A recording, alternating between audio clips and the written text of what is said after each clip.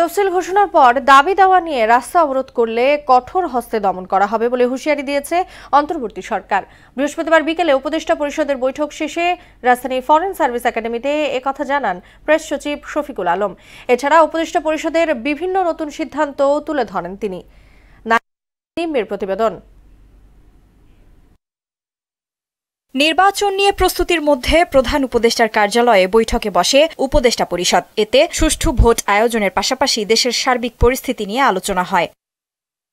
পরে foreign service একাডেমিতে এ নিয়ে ব্রিফ করেন প্রেস সচিব শফিকুল আলম। সভায় তফসিল ঘোষণার পর সড়ক অবরোধ করে আন্দোলন করলে অন্তর্বর্তী সরকার কঠোর ব্যবস্থা গ্রহণের সিদ্ধান্ত নিয়েছে বলে জানান তিনি। এই তফসিল ঘোষণার পরে কোনো ধরনের কোনো এই দাবি দেওয়া আন্দোলন নিয়ে কোনো ধরনের রাস্তা বন্ধ করে অন্যায় এবং ইলিগাল এবং আনলফুল যারা দাবি দেওয়া নিয়ে রাস্তায় নামবেন, এই পুরো বিষয়টা খুব কঠোর হস্তে দমন করা হবে।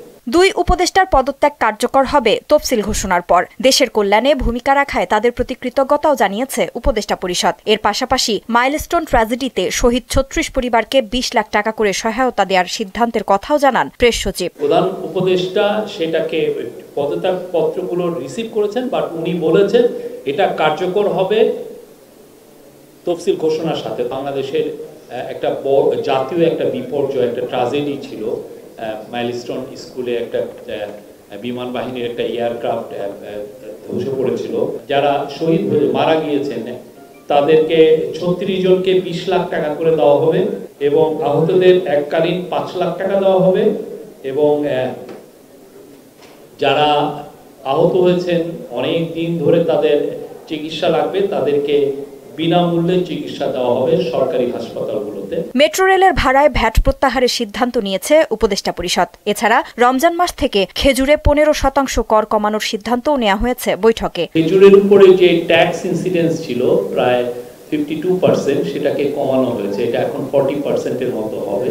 মেট্রো রেলের ক্ষেত্রে ভ্যাট প্রত্যাহার করা হয়েছে।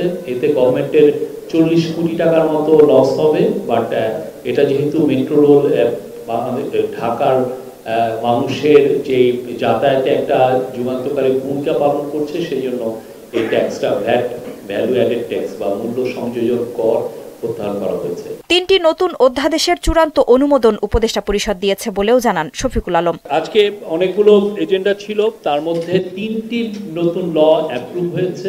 নাহিদ সিরাজি নিম্মি, মোহনা সংবাদ, ঢাকা।